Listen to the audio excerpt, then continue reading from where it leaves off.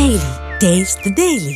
அயோத்தியில் கலவரத்தை முடித்தவர்கள், அயோத்தியில் நாடாளுமன்ற தேர்தலில் படுதோல்வை அடைந்தவர்கள், அந்த கூட்டம் இப்பொழுது 6 படை வீடான முதல் வீடு திருப்பரங்குன்றத்தில் தன்னுடைய கலகத்தை செய்ய ஆரம்பித்திருக்கிறது.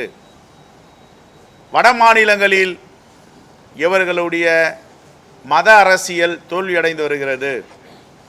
இப்பொழுது தமிழ்நாட்டில் 6 படை வீடு முருகனின் முதல் படையான திருப்பரங்குன்றத்தில் கலவர பூமியாக மாற்றுவதற்கும் மத நல்லிணக்கத்தை கெடுப்பதற்கும் அங்கே ஒரு கும்பல் வெளியிலிருந்து மக்களை கூட்டி வந்து உள்ளூர் மக்களுக்கு எதிராகவும் இந்த பிரச்சனையை கையில் எடுத்திருக்கிறது.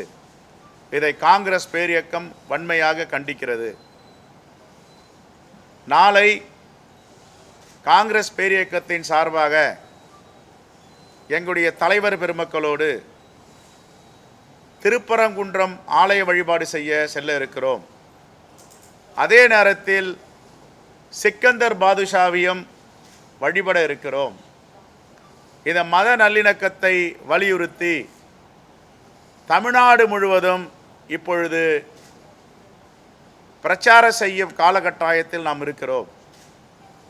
தமிழ்நாடு அரசு மிகவும் கவனமாக இருக்க வேண்டும், எச்சரிக்கையாக இருக்க வேண்டும்.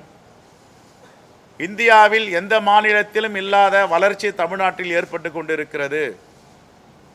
அது அந்நிய நாட்டு முதலீடாகட்டும், தொழிற்சாலை உற்பத்தியாகட்டும், உள்நாட்டு உற்பத்தி, வெளிநாட்டு ஏற்றுமதிகள், கல்வித்துறையில் புரட்சி, இதையெல்லாம் கெடுப்பதற்கு நசுக்குவதற்கும் ஆர்எஸ்எஸ், இந்து முன்னணி அமைப்புகள் பாஜகவோட துணையோடு தமிழ்நாட்டை கலவர பூமியாக மாற்றுவதற்கு முயற்சி செய்து வருகிறார்கள். இதை ஜனநாயக சக்திகள் அனைவரும் ஒன்றிணைந்து இப்படிப்பட்ட சக்திகளை அடையாளம் காட்ட வேண்டும். ஆன்மீகம் என்பது வேறு, அரசியல் என்பது வேறு. அரசியலை ஆன்மீகத்தில் கலக்கக்கூடாது. அரசியலை ஆன்மீகத்தில் கலந்தால் தமிழ்நாட்டு மக்கள் அவர்களுக்கு எச்சரிக்கை விடுப்பார்கள்.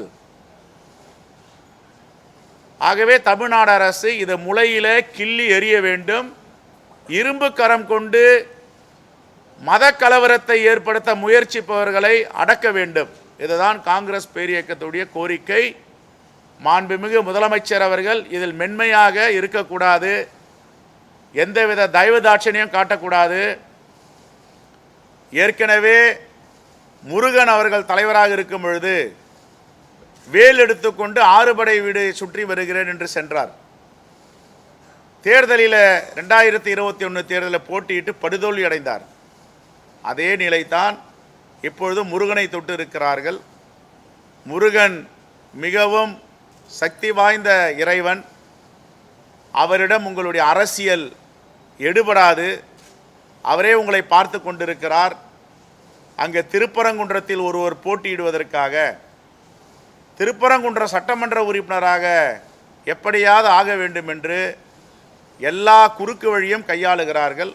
ஒருபோதும் 6 படை வீடின் முதல் படை வீடான திருப்பரங்குன்ற முருகன் இவர்களை அனுமதிக்க மாட்டார். ரைட்? நாளைக்கு எல்லோரும் வந்துருங்க. திருப்பரங்குன்றம் வழிபாடு இருக்குது, நாங்கள் எல்லாம் போகிறோம். எல்லாரையும் கூப்பிட்டு போகிறோம், வாங்க. அதேமாதிரி சிக்கந்தர் பாதுஷா நம்முடைய இந்து மக்களோடு பின்னி பிணைந்திருப்பவர்.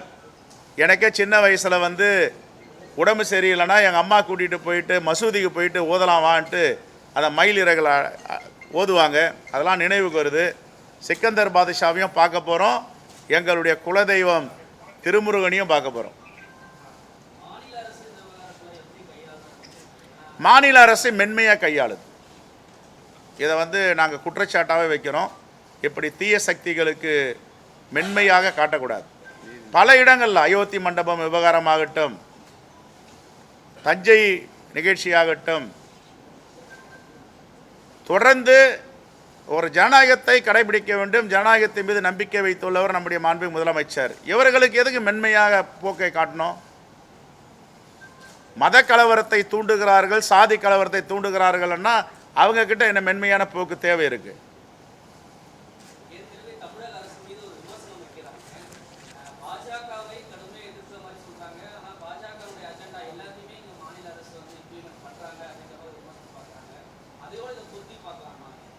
புரியல எப்படிங்க?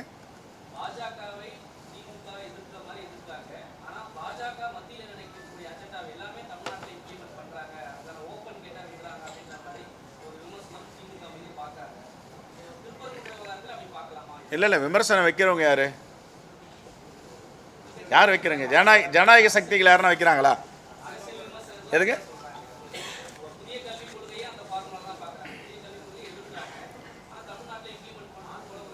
இல்லையே, புதிய கல்விக் கொள்கையை தொடர்ந்து இவங்க எதிர்த்திருக்கின்ற காரணத்தால் தான் இன்னைக்கு இந்த சமச்சீர் ஆகட்டும், கல்வி திட்டங்களுக்காகட்டும் நிதி கொடுக்காம மறுக்கிறாங்க. பிஎம்ஸ்டி திட்டத்தில் சேர சொல்கிறாங்க, தமிழ்நாடு அரசு சேரலை, மறுதளிக்குது. ஆகையால் தமிழ்நாட்டுக்கு கிடைக்க வேண்டிய உரிமைகள் நிதிகளை கொடுக்க மறுதளிக்கிறாங்க. இதனால் நிதிச்சுமை தானே அதிகமாகுது, கடன் வாங்குகிற நிலையில் தானே இருக்கும். ஆகையால் எப்படி பாஜகவுடைய அஜெண்டாவை திராவிட முன்னேற்ற கழக அரசு இம்ப்ளிமெண்ட் பண்ணுறாங்க, இன்டைரக்டாக டைரெக்டான்னு சொல்ல முடியும்? அதே மாதிரி ஆதாரம் தான் சொல்லுங்கள், நம்ம கேட்போம்.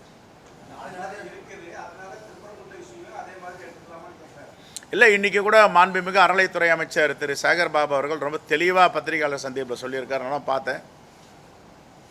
அப்படி ஒன்றையும் அவங்க சாப்பிட்டு 2 விஷயம் இருக்குங்க. அதாவது ஜனநாயக ரீதியாக அவர்களை அணுக வேண்டும்ன்றது அதில் மாற்று கருத்து கிடையாது. அதே நேரத்தில் அந்த ஜனநாயகத்தை இவர்கள் வெல்ல நினைக்கிறாங்க, ஜனநாயகத்தை சீரழிக்க நினைக்கிறாங்கன்னா இரும்பு கரம் கொண்டு தான் அடக்கணும்.